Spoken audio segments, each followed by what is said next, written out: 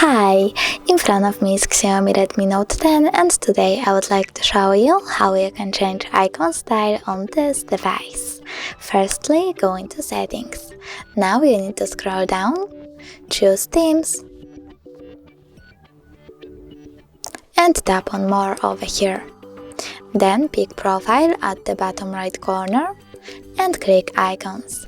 Now you can pick one of the system ones by clicking on the chosen ones and tapping apply. So now when I go back, I can see that style of my icons has changed, but you can also go into the same theme settings and pick theme in which you like icons the best. I will go with that one, so I have to tap on it and choose free over here, then wait.